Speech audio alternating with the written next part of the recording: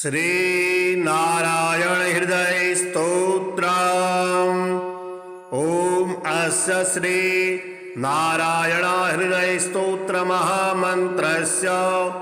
ब्रह्मा ऋषिः अनुष्टुप् छन्दः नारायणो देवता नारायण प्रीत्यर्थे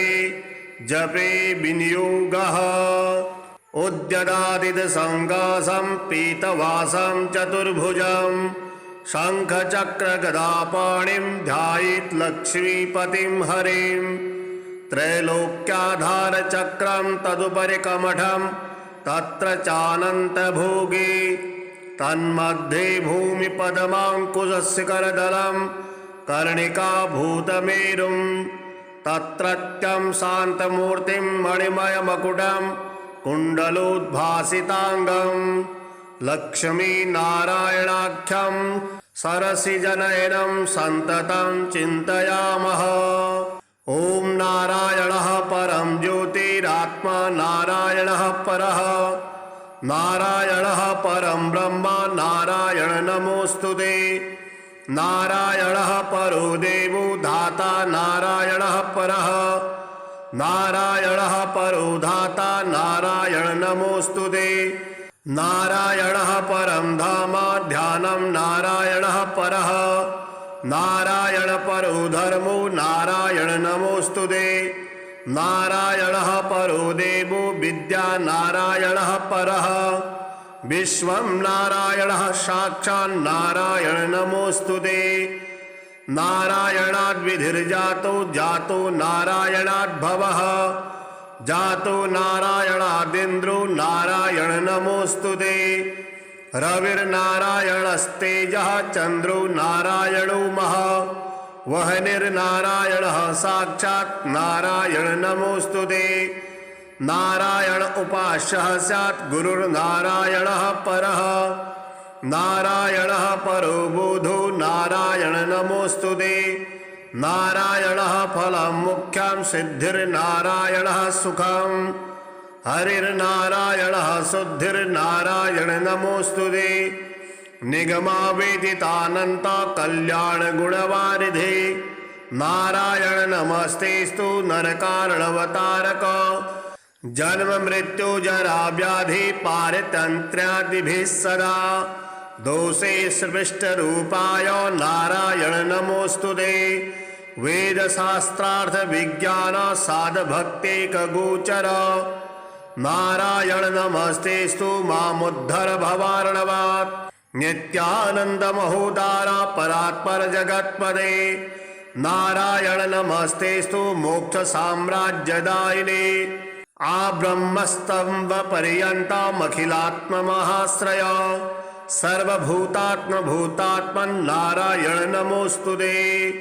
पालिता शेष लोकाय पुण्य श्रवण कीर्तन नारायण नमस्तेस्तु प्रलयोदकसायिने। निरस्त सर्वदोषाय भक्त्यादि गुणदायिने नारायण नमस्तेस्तु त्वां विना नहि मे गतिः। धर्मार्थ काम मोक्षाख्य पुरुषार्थ प्रदायिने नारायण नमस्तेस्तु पुनस्तेस्तु नमो नमः। नारायण त्वमेवासि दहिराख्ये हृदि स्थितः प्रेरिता प्रेयमाणानां त्वया प्रेरितमानसः। त्वदाज्ञां शिरसा कृत्वा भजामि जनपावनं नानोपासन मार्गाणां भवकृत् भावबोधकः। भवार्थकृत् भवातीतु भवसौख्यप्रदो मम। त्वन्माया मोहितं विश्वं त्वयैव परिकल्पितं त्वदधिष्ठानमात्रेण सा वै सर्वार्थकारिणी। त्वमेव तां पुरस्कृत्य मम कामान् समर्थय। न मे त्वदन्यस्त्रास्तास्ति त्वदन्यं नहि दैवतं त्वदन्यं नहि जानामि पालकं पुण्यवर्धनम्। यावत् संसारिको भावो मनस्थो भावनात्मकः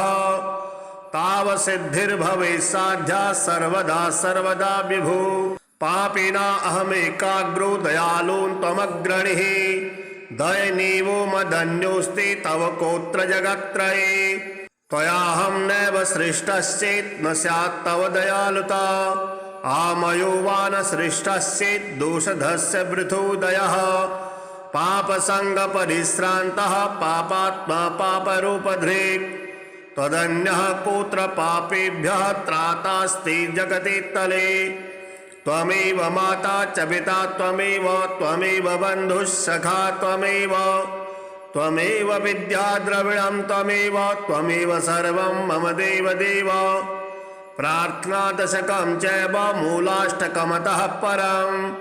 यः पठे शृणुया नित्यं तस्य लक्ष्मीः स्थिरा भवेत् नारायणस्य हृदयं सर्वाभीष्टफलप्रदम्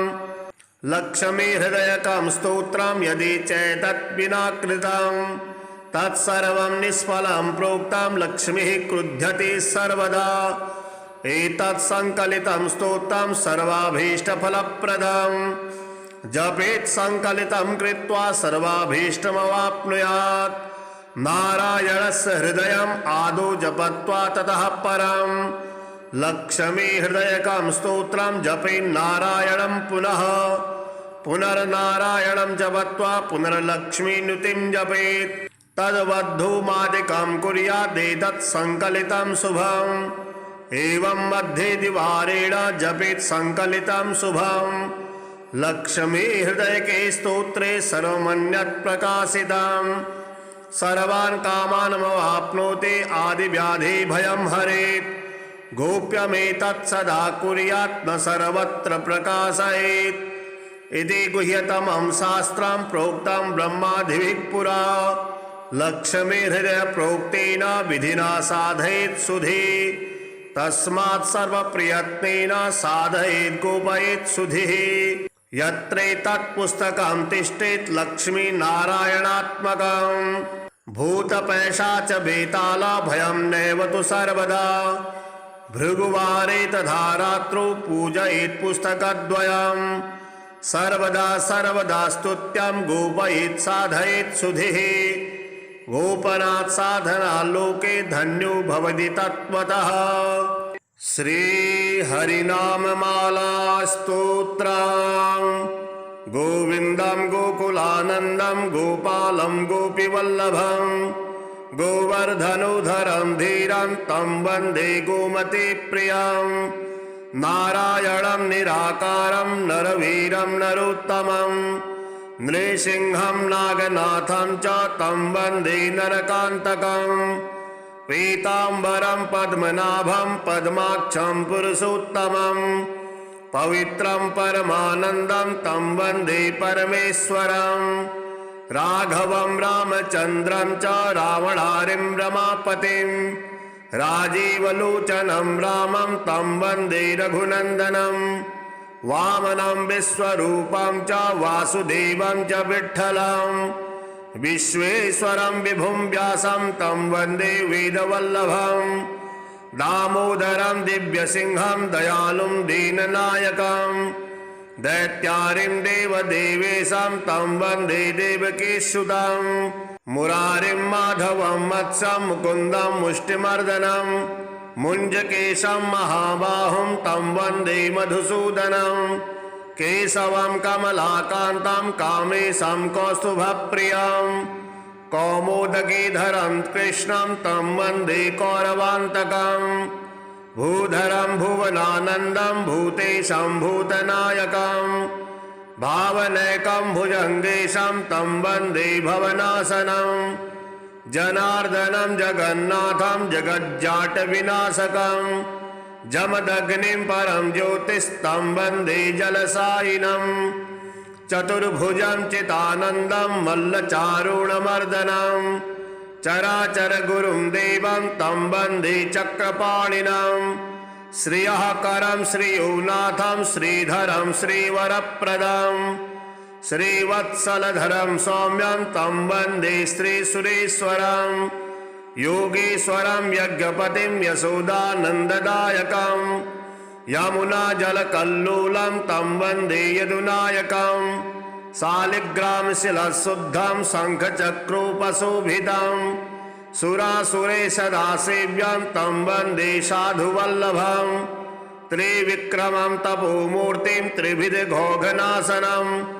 त्रिस्थलं तीर्थराजेन्द्रं तं वन्दे तुलसीप्रियम् अनन्तम् आदिपुरुषम् अच्युतं च वरप्रदम् आनन्दं च सदानन्दं तं वन्दे चाघनाशनं लीलया घृतभूभारं लोकसत्त्वैकवन्दितं लोकेश्वरं च श्रीकान्तं तं वन्दे लक्ष्मणप्रियं हरिं च हरिण्याक्षं च हरिनाथं हरिप्रियं हलायुधसहायं च तं वन्दे हनुमत्पतिं हरीनां कृता माला पवित्रा पापनाशिनी बले राजेन्द्रन चोक्ता कंठे धार्या प्रयत्नतः। श्री शालिग्राम स्तोत्रम्। युधिष्ठिर्वाच श्रीदेव देव देवेश देवतार्चनमुत्तमम् तत्सर्वं श्रोतुमिच्छामि ब्रूहि मे पुरुषोत्तमा। श्रीभगवानुवाच गण्डक्यां चोत्तरे तीरे गिरिराजस्य दक्षिणे 10 योजन विस्तीर्णा महाक्षेत्रवसुन्धरा शालग्रामो भवेद्देवो देवी द्वारावती भवेत् उभयो संगमो यत्र मुक्तिस्तत्र न संशयः शालग्रामशिला यत्र द्वारावती शिला उभयो संगमो यत्र मुक्तिस्तत्र न संशयः आजन्मकृत पापानां प्रायश्चित्तं य इच्छति शालग्रामशिलावारे पापहारे नमोस्तुते अकाल मृत्युहरणं सर्वव्याधिविनाशनं विष्णोः पादोदकं पीत्वा शिरसा धारयाम्यहम् शङ्खमध्ये स्थितं तोयं भ्रामितं केशवोपरि अङ्गलग्नं मनुष्याणं ब्रह्महत्यादिकं दहेत् स्नानोदकं पिबे नित्यं चक्राङ्कितशिलोद्भवं प्रक्षाल्यशुद्धं तत्तोयं ब्रह्महत्यां व्यपोहते अग्निष्टोमसहस्राणि वाजपेयशतानि च सम्यक् फलमवाप्नोति विष्णुर्नैवेद्यभक्षणात् नैवेद्ययुक्तां तुलसीं च मिश्रितां विशेषतः पादजलेन विष्णु योष्णाति नित्यं पुरतो मुरारे प्राप्नोति यज्ञायतकोटिपुण्यं खण्डिता स्फुटिता भिन्ना वह्निदग्धास्तथैव च शालग्रामशिला यत्र तत्र दोषो न विद्यते न मन्त्रः पूजनं नैव न तीर्थं न च भावना न स्तुतिर्नोपचारश्च शालग्रामशिलार्चने ब्रह्महत्यादिकं पापं मनोवायकसम्भवं शीघ्रं नश्यन्ति तत्सर्वं शालग्रामशिलार्चनात् नानावर्णमयं चैव नानाभोगेन वेष्टितं तथा वरप्रसादेन लक्ष्मीकान्तं वदाम्यहम् नारायणोद्भवो देवश्चक्रमध्ये च कर्मणा तथा वरप्रसादेन लक्ष्मीकान्तं वदाम्यहम् कृष्णे शिलातले यत्र सूक्ष्मं चक्रं च दृश्यते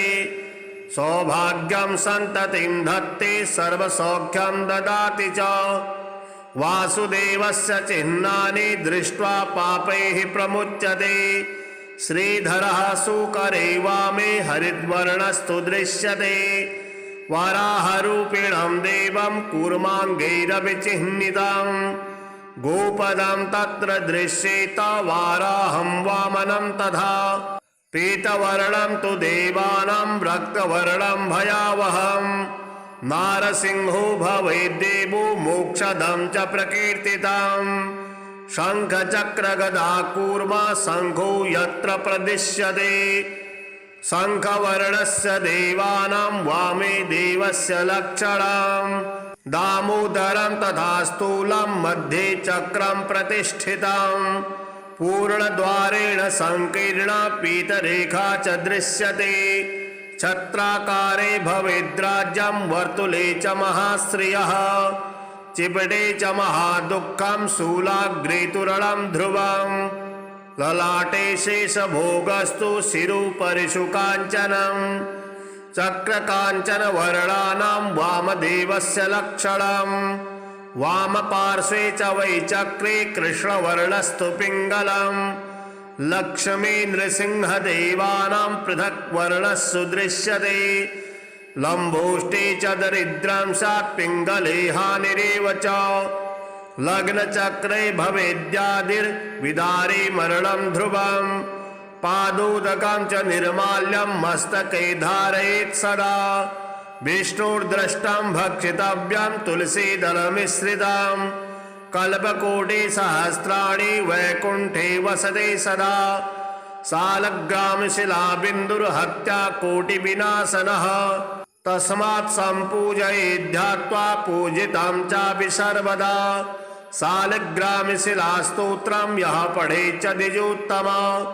स गच्छेत् परमं स्थानं यत्र लोकेशरो हरिः सर्वपापविनिर्मुक्तो विष्णुलोकं स गच्छति दशावतारो देवानां पृथक् वर्णः सुदृश्यते ईप्सितं लभते राज्यं विष्णुपूजामनुक्रमात् कोट्यो हि ब्रह्महत्यानां गम्यागम्यकोटयः ताः सर्वा नाशमायान्ति विष्णुनैवेद्यभक्षणात् विष्णोः पादोदकं पीत्वा कोटिजन्माघनाशनम्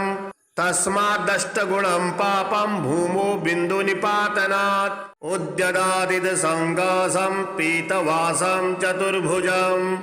शङ्खचक्रगदापाणिं ध्यायेत् लक्ष्मीपतिं हरिं त्रैलोक्याधारचक्रं तदुपरि कमठं तत्र चानन्तभोगे तन्मध्ये भूमिपद्माङ्कुशशिखरदलं कर्णिकाभूतमेरुं तत्रत्यं शान्तमूर्तिं मणिमयमकुटं कुण्डलोद्भासिताङ्गं लक्ष्मीनारायणाख्यं सरसिजनयनं सन्ततं चिन्तयामः। ॐ नारायणः परं ज्योतिरात्मा नारायणः परः नारायणः परं ब्रह्म नारायण नमोऽस्तुते नारायणः परो देवो धाता नारायणः परः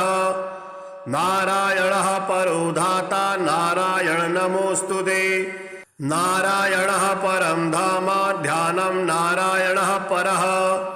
नारायण परो धर्मो नारायण नमोऽस्तुते नारायणः परो देवो विद्या नारायणः परः विश्वं नारायणः साक्षात् नारायण नमोऽस्तुते नारायणाद्विधिर्जातो जातो नारायणाद्भवः जातो नारायणादिन्द्रो नारायण नमोऽस्तुते रविर्नारायणस्तेजः चन्द्रो नारायणो महः वह्निर्नारायणः साक्षात् नारायण नमोऽस्तुते नारायण उपास्यः स्यात् गुरुर्नारायणः परः नारायणः परो बोधो नारायण नमोऽस्तुते नारायणः फलं मुख्यं सिद्धिर्नारायणः सुखं हरिर्नारायणः शुद्धिर्नारायण नमोऽस्तुते निगमावेदितानन्त कल्याणगुणवारिधे नारायण नमस्तेस्तु नरकारणवतारक जन्म मृत्यु जरा व्याधि पारितन्त्र्यादिभिः सदा दोषे स्पृष्टरूपाय नारायण नमोऽस्तुते वेदशास्त्रार्थ विज्ञान साधभक्तेकगोचर नारायण नमस्तेस्तु मामुद्धर भवार्णवात् नित्यानंद महोदारा परात्पर जगत्पदे नारायण नमस्तेस्तु मोक्ष साम्राज्यदायिने आ ब्रह्मस्तंभ पर्यन्तमखिलात्म महाश्रय सर्वभूतात्म भूतात्मन् नारायण नमोऽस्तुते पालिता शेष लोकाय पुण्य श्रवण कीर्तन नारायण नमस्तेस्तु प्रलयोदकसायिने निरस्त सर्वदोषाय भक्त्यादि गुणदायिने नारायण नमस्तेस्तु त्वां विना नहि मे गतिः धर्मार्थ काम मोक्षाख्य पुरुषार्थ प्रदायिने नारायण नमस्तेस्तु पुनस्तेस्तु नमो नमः। नारायण त्वमेवासि दहिराख्ये हृदि स्थितः प्रेरिता प्रेयमाणानां त्वया प्रेरितमानसः त्वदाज्ञां शिरसा कृत्वा भजामि जनपावनम् नानोपासनमार्गाणां भवकृद्भावबोधकः भवार्थकृद् भवातीतु भवसौख्यप्रदो मम त्वन्मायामोहितं विश्वं त्वयैव परिकल्पितं त्वदधिष्ठानमात्रेण सा वै सर्वार्थकारिणी त्वमेव तां पुरस्कृत्य मम कामान् समर्थय न मे त्वदन्यस्त्रास्तास्ति त्वदन्यं न हि दैवतं त्वदन्यं न हि जानामि पालकं पुण्यवर्धनम् यावत् संसारिको भावो मनस्थो भावनात्मकः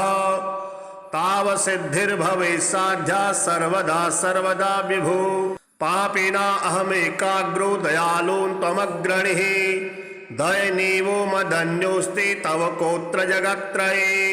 त्वयाहं नैव सृष्टश्चेत् न स्यात् तव दयालुता आमयो वा न सृष्टश्चेत् दोषधस्य वृथोदयः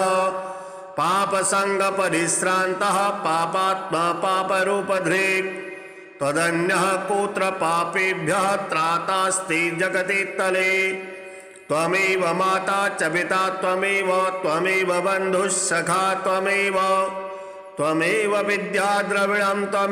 त्वमेव सर्वं मम देवदेव प्रार्थनादशकं चैव मूलाष्टकमतः परम् यः पठे शृणुया नित्यं तस्य लक्ष्मीः स्थिरा भवेत् नारायणस्य हृदयं सर्वाभीष्टफलप्रदम् लक्ष्मी हृदयकं स्तोत्रं यदि चैतत् विना कृतं तत्सर्वं निष्फलं प्रोक्तं लक्ष्मीः क्रुध्यति सर्वदा एतत् संकलितं स्तोत्रं सर्वाभीष्टफलप्रदम् जपेत् संकलितं कृत्वा सर्वाभीष्टमवाप्नुयात् नारायणस्य हृदयम् आदौ जपत्वा ततः परं लक्ष्मी हृदयकं स्तोत्रं जपेन्नारायणं पुनः पुनर्नारायणं जपत्वा पुनर्लक्ष्मीनुतिं जपेत् तद्वद्धूमादिकं कुर्यादेतत् संकलितं शुभम् एवं मध्ये द्विवारेण जपेत् संकलितं शुभम् लक्ष्मी हृदयके स्तोत्रे सर्वमन्यत् प्रकाशितम् सर्वान् कामानमवाप्नोति आदिव्याधि भयं हरेत् गोप्यमेतत् सदा कुर्यात् न सर्वत्र प्रकाशयेत् इति गुह्यतमं शास्त्रं प्रोक्तं ब्रह्मादिभिः पुरा लक्ष्मी हृदय प्रोक्तेन विधिना साधयेत् सुधि तस्मात् सर्वप्रयत्नेन साधयेत् गोपयेत् सुधिः यत्रैतत् पुस्तकं तिष्ठेत् लक्ष्मी नारायणात्मकम् भूतपैशाच बेताला भयं नैव तु सर्वदा भृगुवारे तथा रात्रौ पूजयेत् पुस्तकद्वयम् सर्वदा सर्वदा स्तुत्यं गोपयेत् साधयेत् सुधिः गोपनात् साधनाल्लोके धन्यो भवति तत्त्वतः श्री हरिनाममाला स्तोत्रम् गोविन्दं गोकुलानन्दं गोपालं गोपीवल्लभं गोवर्धनोधरं धीरं तं वन्दे गोमतीप्रियं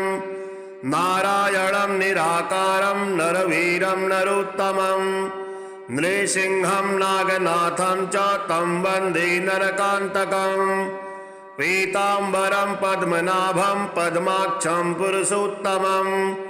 पवित्रं परमानन्दं तं वन्दे परमेश्वरं राघवं रामचन्द्रं च रावणारिं रमापतिं राजीवलोचनं रामं तं वन्दे रघुनन्दनं वामनं विश्वरूपं च वासुदेवं च विठ्ठलं विश्वेश्वरं विभुं व्यासं तं वन्दे वेदवल्लभं दामोदरं दिव्यसिंहं दयालुं दीननायकं दैत्यारिं देवदेवेशं तं वन्दे देवकीसुतं मुरारिं माधवं मत्स्यं मुकुन्दं मुष्टिमर्दनं मुञ्जकेशं महाबाहुं तं वन्दे मधुसूदनं केशवं कमलाकान्तं कामेशं कौस्तुभप्रियं कौमुदगीधरं कृष्णं तं वन्दे कौरवान्तकं भूधरं भुवनानन्दं भूतेशं भूतनायकं भावनैकं भुजङ्गेशं तं वन्दे भवनाशनं जनार्दनं जगन्नाथं जगज्जाटविनाशकं जमदग्निं परं ज्योतिस्तं वन्दे जलसायिनं चतुर्भुजं चितानन्दं मल्लचारुणमर्दनं चराचरगुरुं देवं तं वन्दे चक्रपाणिनं श्रियः करं श्रीयोनाथं श्रीधरं श्रीवरप्रदं श्रीवत्सलधरं सौम्यं तं वन्दे श्रीसुरेश्वरं योगेश्वरं यज्ञपतिं यशोदानन्ददायकं यमुनाजलकल्लोलं तं वन्दे यदुनायकं शालिग्रामशिलाशुद्धं शङ्खचक्रोपशोभितं सुरासुरेशदासेव्यं तं वन्दे साधुवल्लभं त्रिविक्रमं तपोमूर्तिं त्रिविधघोघनाशनं त्रिस्थलं तीर्थराजेन्द्रं तं वन्दे तुलसीप्रियम् अनन्तं आदिपुरुषम् अच्युतं च वरप्रदम् आनन्दं च सदानन्दं तं वन्दे चाघनाशनं लीलया घृतभूभारं लोकसत्त्वैकवन्दितं लोकेश्वरं च श्रीकान्तं तं वन्दे लक्ष्मणप्रियं हरिं च हरिण्याक्षं च हरिनाथं हरिप्रियं हलायुधसहायं च तं वन्दे हनुमत्पतिं हरीनां कृता माला पवित्रा पापनाशिनी बले राजेन्द्रेण चोक्ता कंठे धार्या प्रयत्नतः।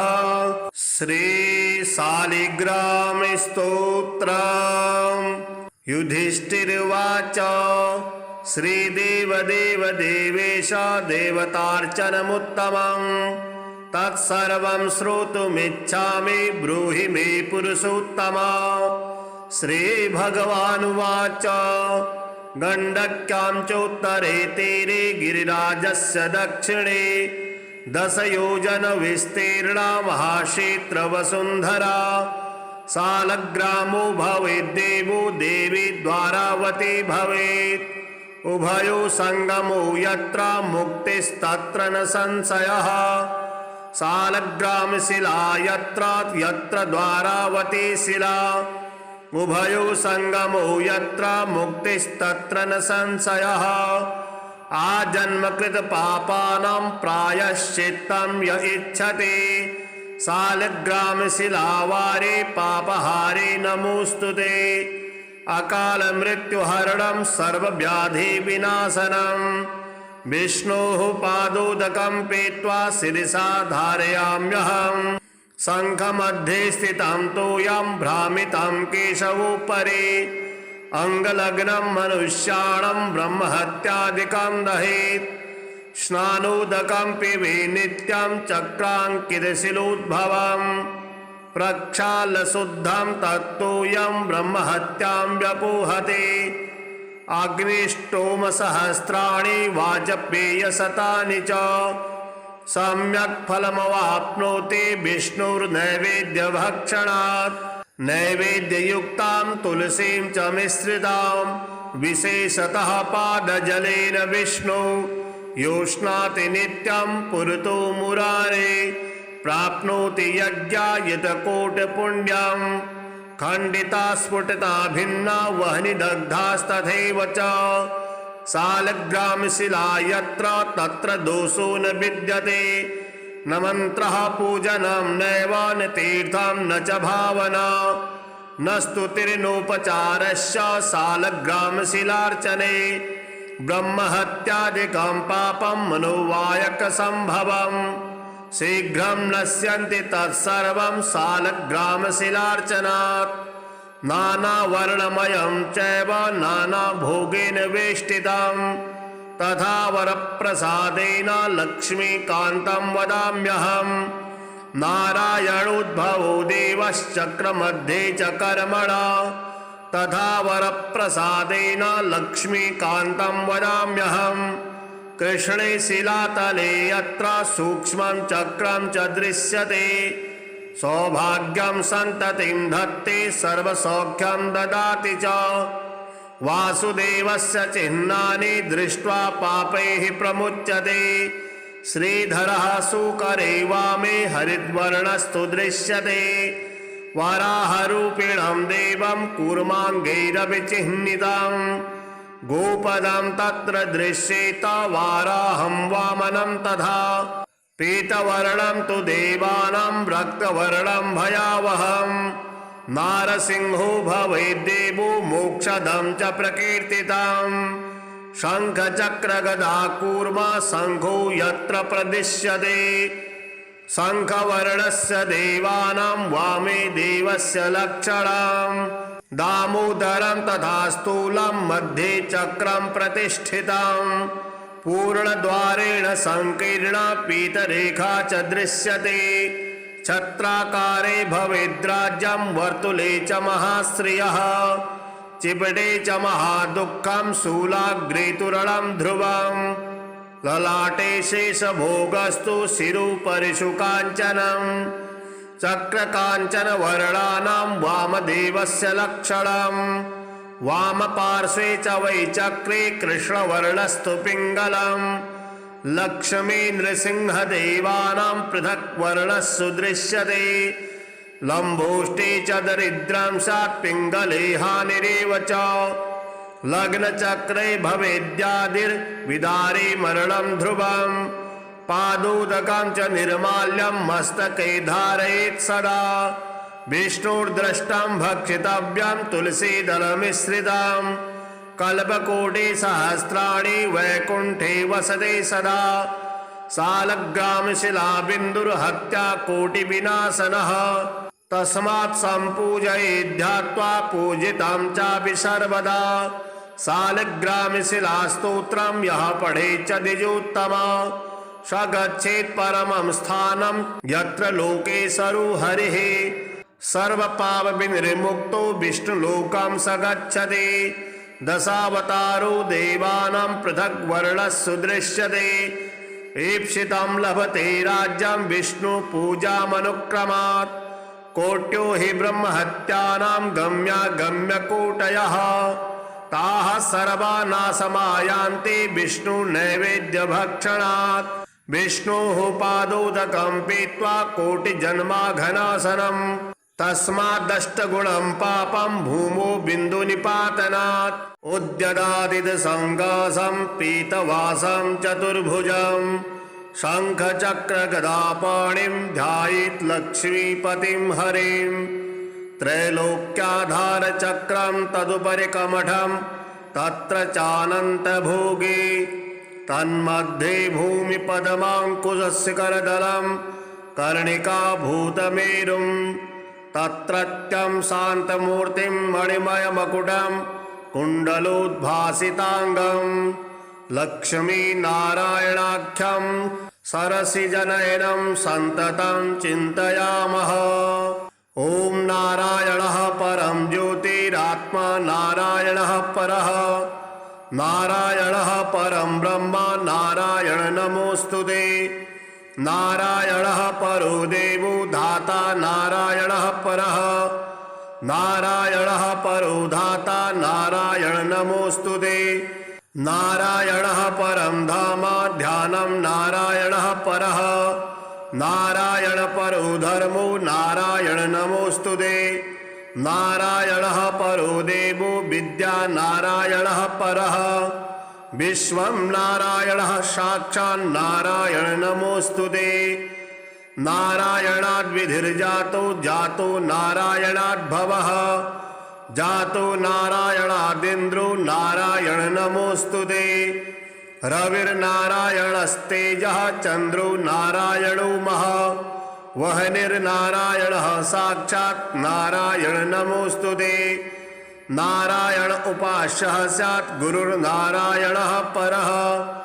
नारायणः परो बोधो नारायण नमोऽस्तुते नारायणः फलं मुख्यं सिद्धिर्नारायणः सुखं हरिर्नारायणः शुद्धिर्नारायण नमोऽस्तुते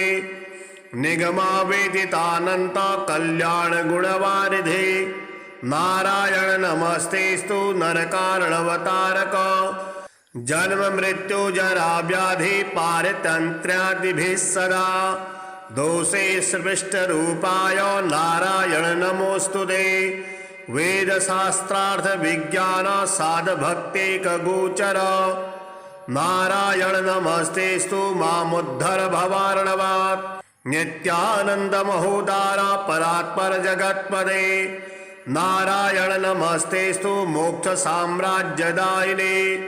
आ ब्रह्मस्तंभ पर्यंतमखिलात्म महाश्रय सर्वभूतात्म भूतात्मन् नारायण नमोस्तुते पालिता शेष लोकाय पुण्य श्रवण कीर्तन नारायण नमस्तेस्तु प्रलयोदकसायिने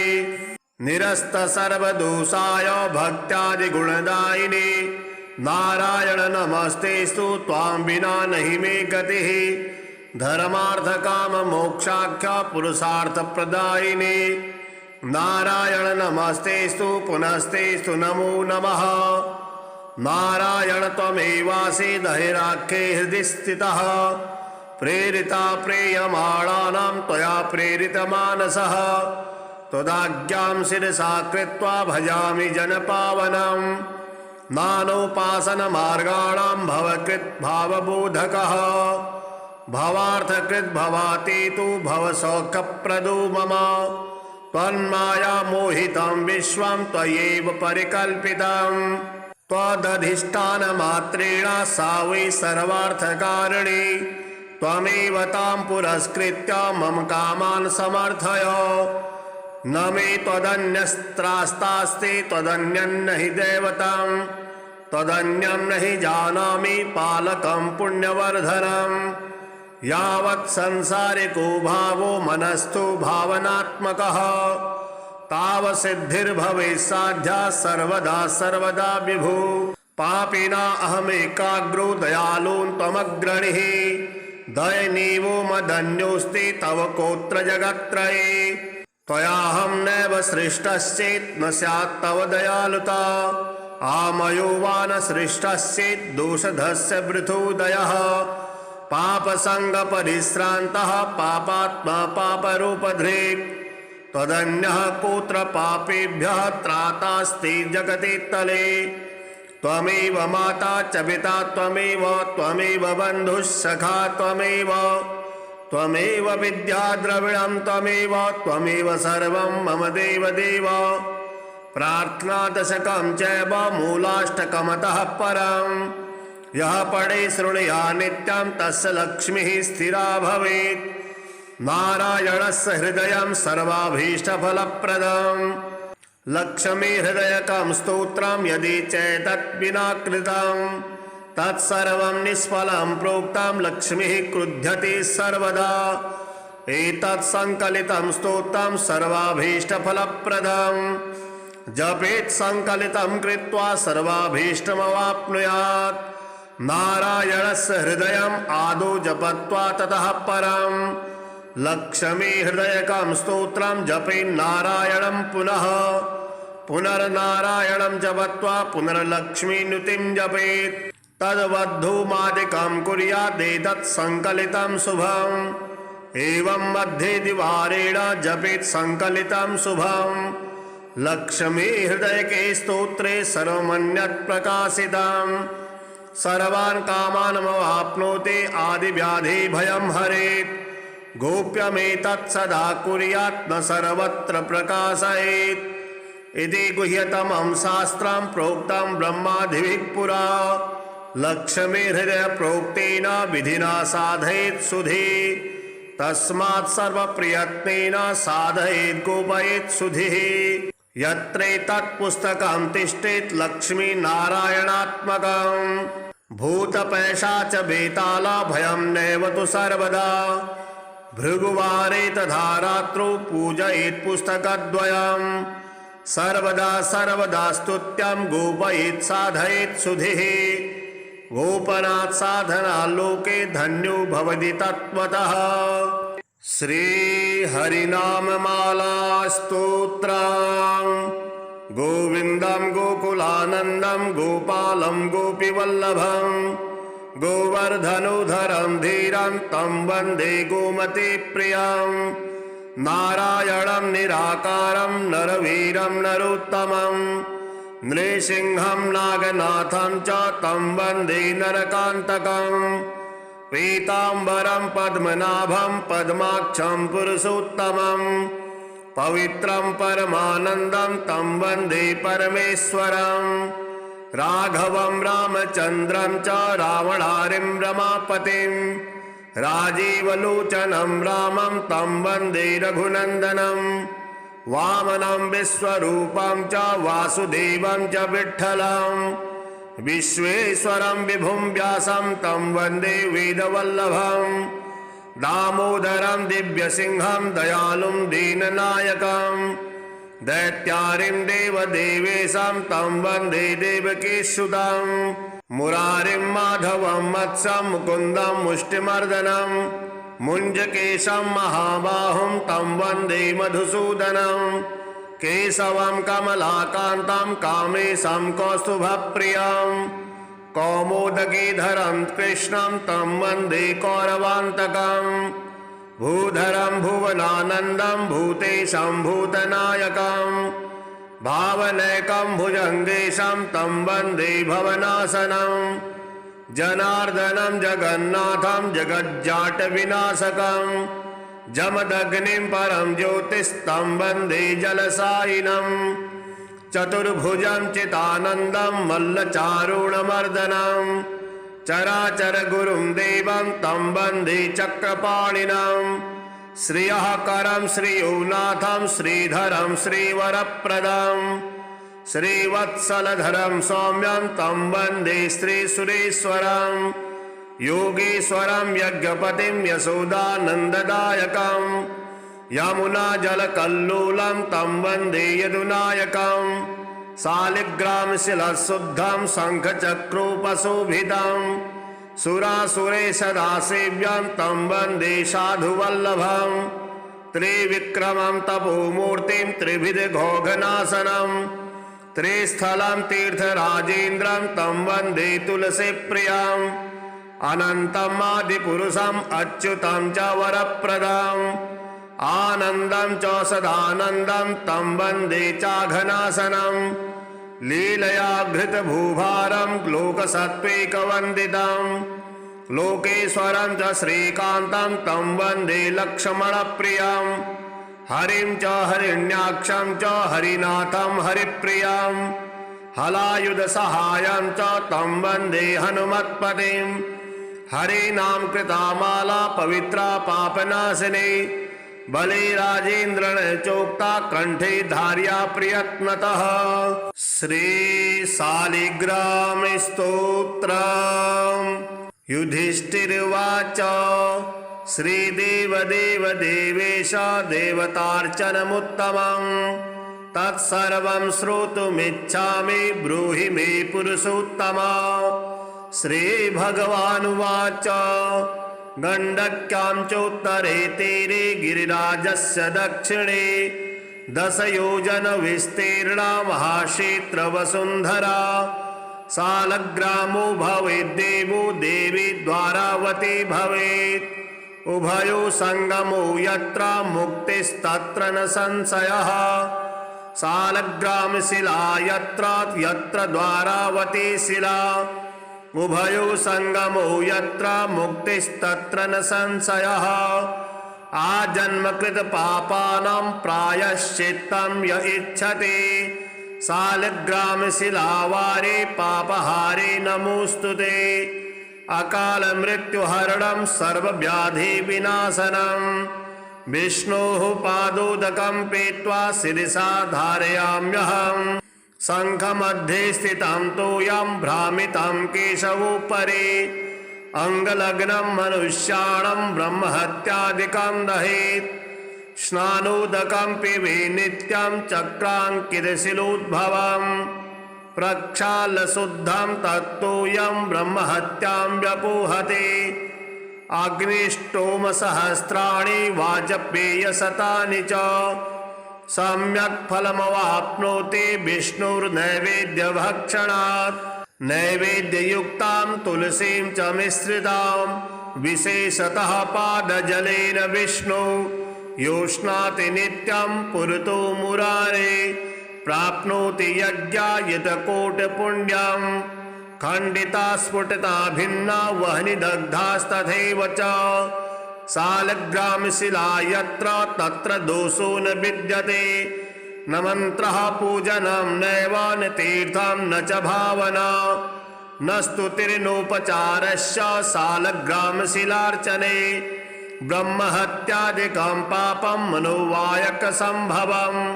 शीघ्रं नश्यन्ति तत्सर्वं सालग्रामशिलार्चनात्। नानावर्णमयं चैव नानाभोगेन वेष्टितं तथा वरप्रसादेन लक्ष्मीकान्तं वदाम्यहम्। नारायणोद्भवो देवश्चक्रमध्ये च कर्मणा तथा वरप्रसादेन लक्ष्मीकान्तं वदाम्यहम्। कृष्णे शिलातले यत्र सूक्ष्मं चक्रं च दृश्यते सौभाग्यं सन्ततिं धत्ते सर्वसौख्यं ददाति च। वासुदेवस्य चिह्नानि दृष्ट्वा पापैः प्रमुच्यते। श्रीधरः सुकरे वामे हरिद्वर्णस्तु दृश्यते। वराहरूपिणं देवं कूर्माङ्गैरभिचिह्नितं गोपदं तत्र दृश्येत वाराहं वामनं तथा। पीतवर्णं तु देवानां रक्तवर्णं भयावहं नारसिंहो भवेद्देवो मोक्षदं च प्रकीर्तितं। शङ्खचक्रगदा कूर्मा शङ्खो यत्र प्रदिश्यते शङ्खवर्णस्य देवानां वामे देवस्य लक्षणं। दामोदरं तथा स्थूलं मध्ये चक्रं प्रतिष्ठितं पूर्णद्वारेण संकीर्णा पीतरेखा च दृश्यते। छत्राकारे भवेद्राज्यं वर्तुले च महाश्रियः चिपटे च महादुःखं शूलाग्रे तुरलं ध्रुवं। ललाटे शेषभोगस्तु शिरोपरिषु काञ्चनं चक्रकाञ्चनवर्णानां वामदेवस्य लक्षणं। वामपार्श्वे च वै चक्रे कृष्णवर्णस्तु पिङ्गलं लक्ष्मी नृसिंहदेवानां पृथक् वर्णस्सु दृश्यते। लम्बोष्टे च दरिद्रं स्यात् पिङ्गले हानिरेव च लग्नचक्रे भवेद्यादिर्विदारे मरणं ध्रुवं। पादोदकं च निर्माल्यं मस्तके धारयेत् सदा विष्णुर्द्रष्टं भक्षितव्यं तुलसीदलमिश्रितं। कल्पकोटिसहस्राणि वैकुण्ठे वसते सदा सालग्रामशिलाबिन्दुर्हत्या कोटिविनाशनः। तस्मात् सम्पूजयेद्ध्यात्वा पूजितं चापि सर्वदा। सालग्रामशिलास्तोत्रं यः पठेत् च द्विजोत्तमा स गच्छेत् परमं स्थानं यत्र लोकेशरो हरिः। सर्वपापविनिर्मुक्तो विष्णुलोकं स गच्छति। दशावतारो देवानां पृथक् वर्णस्सु दृश्यते। ईप्सितं लभते राज्यं विष्णुपूजामनुक्रमात्। कोट्यो हि ब्रह्महत्यानां गम्यागम्यकोटयः ताः सर्वा नाशमायान्ति विष्णुनैवेद्यभक्षणात्। विष्णोः पादोदकं पीत्वा कोटिजन्माघनाशनम् तस्मादष्टगुणं पापं भूमो बिन्दुनिपा उद्यदादिदसङ्गासं पीतवासं चतुर्भुजं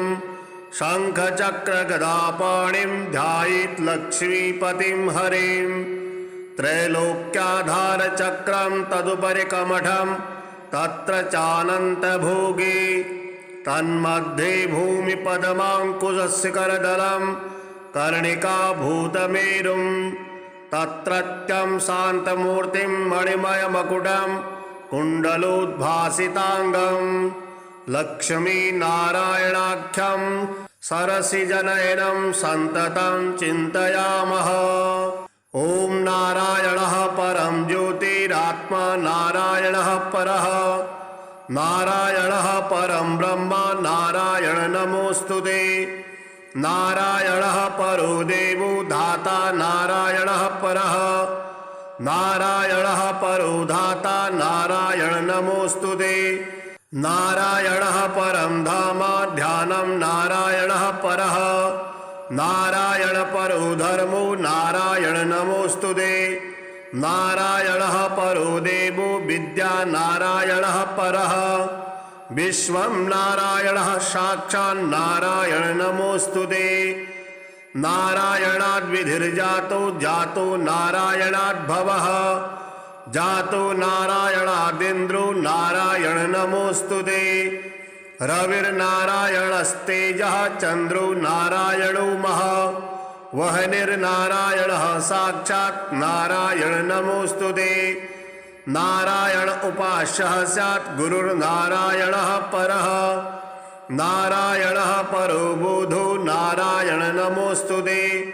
नारायणः फलं मुख्यं सिद्धिर्नारायणः सुखम्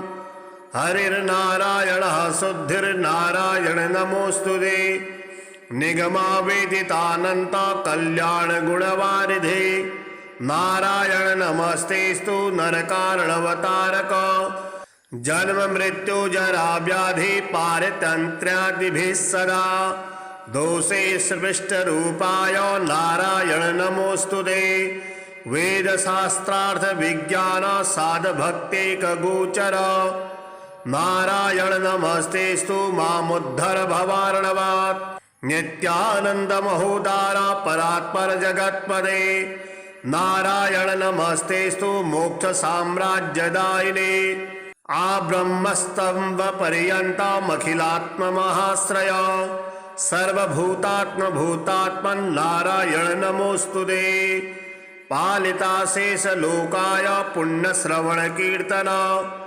नारायण नमस्तेस्तु प्रलयोदकसायिने निरस्तसर्वदोषाय भक्त्यादिगुणदायिने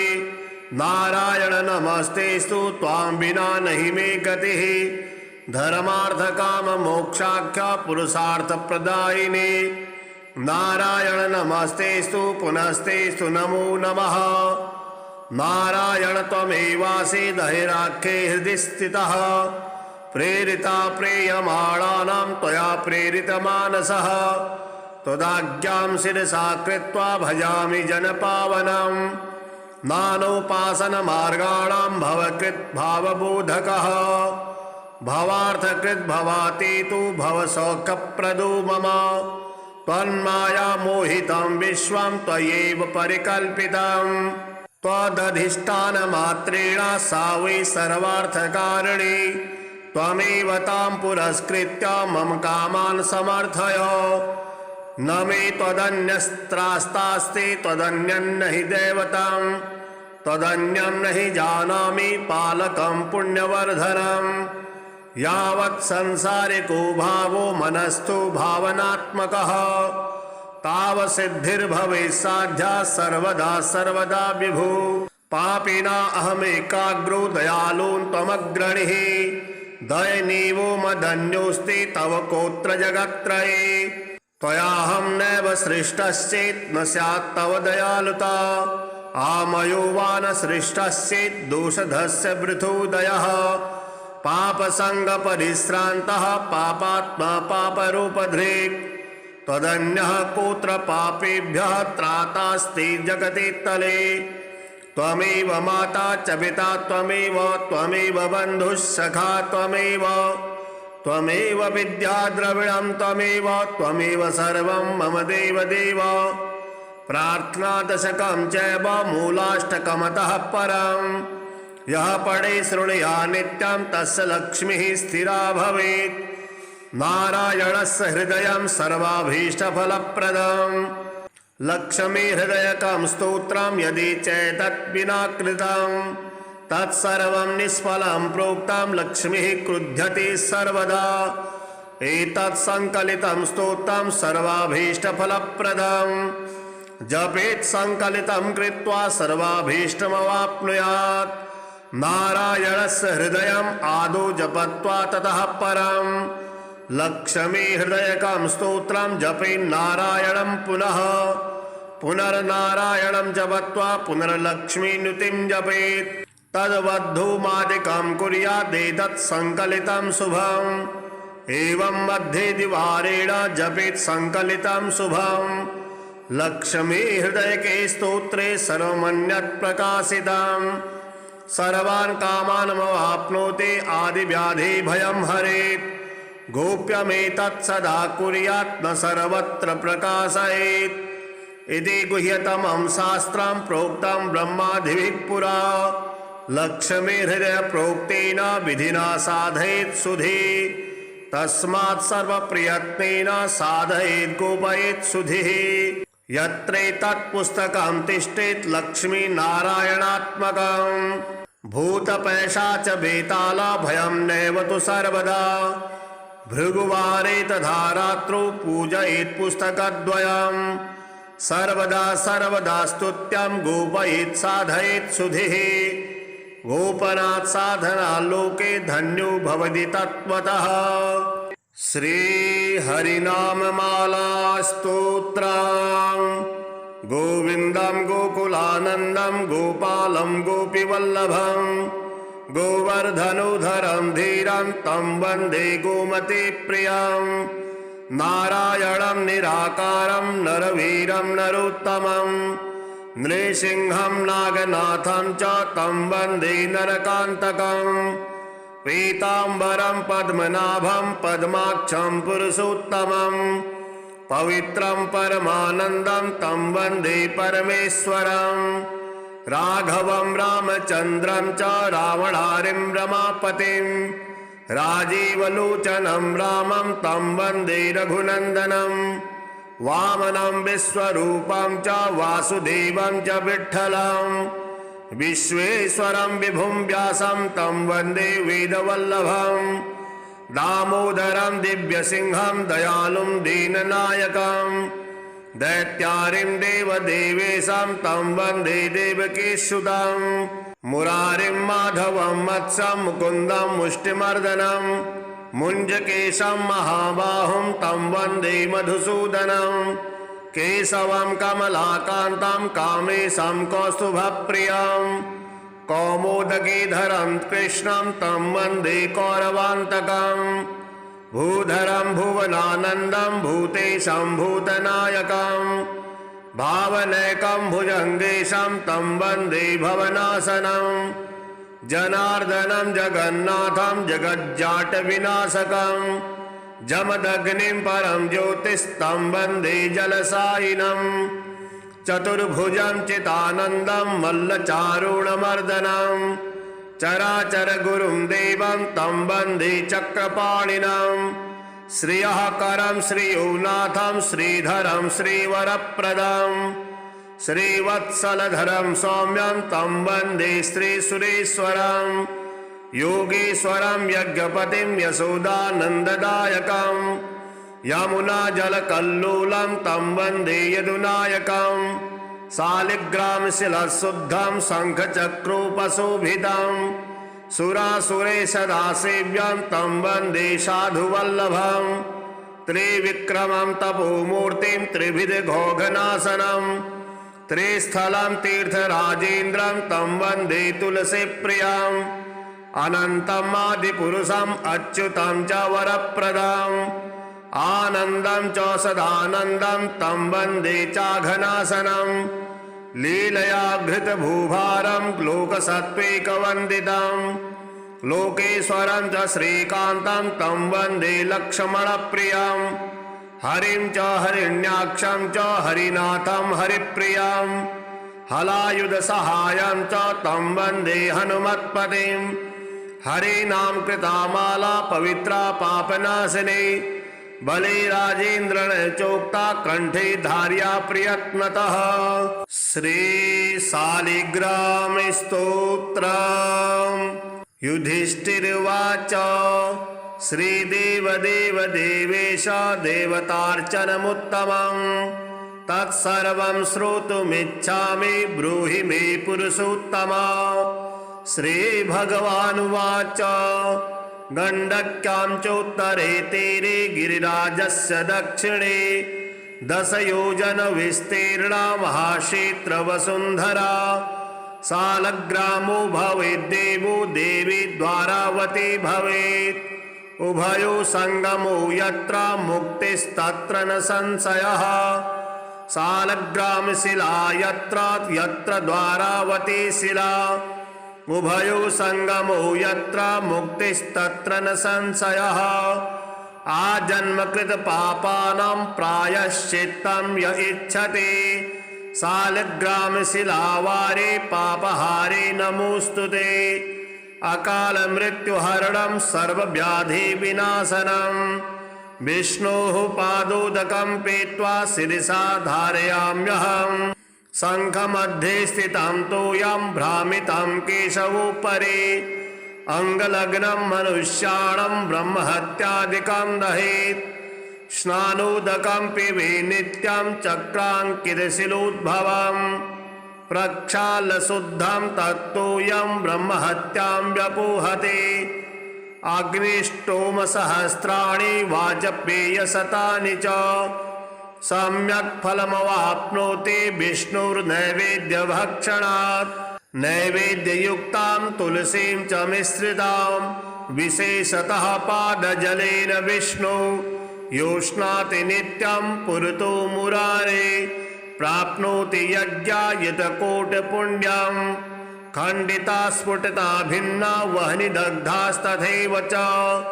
सालग्रामशिला यत्र तत्र दोषो न विद्यते न मन्त्रः पूजनं नैव न तीर्थं न च भावना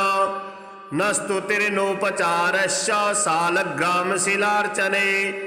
ब्रह्महत्यादिकं पापं मनोवायकसम्भवम् शीघ्रं नश्यन्ति तत्सर्वं सालग्रामशिलार्चनात् नानावर्णमयं चैव नानाभोगेन वेष्टितं तथा वरप्रसादेन लक्ष्मीकान्तं वदाम्यहम् नारायणोद्भवो देवश्चक्रमध्ये च कर्मणा तथा वरप्रसादेन लक्ष्मीकान्तं वदाम्यहम् कृष्णे शिलातले यत्र सूक्ष्मं चक्रं च दृश्यते सौभाग्यं सन्ततिं धत्ते सर्वसौख्यं ददाति च वासुदेवस्य चिह्नानि दृष्ट्वा पापैः प्रमुच्यते श्रीधरः सुकरे वामे हरिद्वर्णस्तु दृश्यते वराहरूपिणं देवं कूर्माङ्गैरविचिह्नितं गोपदं तत्र दृश्येत वाराहं वामनं तथा पीतवर्णं तु देवानां रक्तवर्णं भयावहं नारसिंहो भवेद्देवो मोक्षदं च प्रकीर्तितं शङ्खचक्रगदा कूर्मा शङ्खो यत्र प्रदिश्यते शङ्खवर्णस्य देवानां वामे देवस्य लक्षणं दामोदरं तथा स्थूलं मध्ये चक्रं प्रतिष्ठितं पूर्णद्वारेण संकीर्णा पीतरेखा च दृश्यते छत्राकारे भवेद्राज्यं वर्तुले च महाश्रियः चिपटे च महादुःखं शूलाग्रे तुरलं ध्रुवं ललाटे शेषभोगस्तु शिरोपरि शुकाञ्चनं चक्रकाञ्चनवर्णानां वामदेवस्य लक्षणं वामपार्श्वे च वै चक्रे कृष्णवर्णस्तु पिङ्गलम् लक्ष्मी नृसिंहदेवानां पृथक् वर्णस्सु दृश्यते लम्बोष्टे च दरिद्रं स्यात् पिङ्गले हानिरेव च लग्नचक्रे भवेद्यादिर्विदारे मरणं ध्रुवं पादोदकं च निर्माल्यं मस्तके धारयेत् सदा विष्णुर्द्रष्टं भक्षितव्यं तुलसीदलमिश्रितं कल्पकोटिसहस्राणि वैकुण्ठे वसते सदा सालग्रामशिलाबिन्दुर्हत्या कोटिविनाशनः तस्मात् सम्पूजयेद्ध्यात्वा पूजितं चापि सर्वदा सालग्रामशिलास्तोत्रं यः पठेत् च द्विजोत्तमा स गच्छेत् परमं स्थानं यत्र लोकेशरो हरिः सर्वपापविनिर्मुक्तो विष्णुलोकं स गच्छति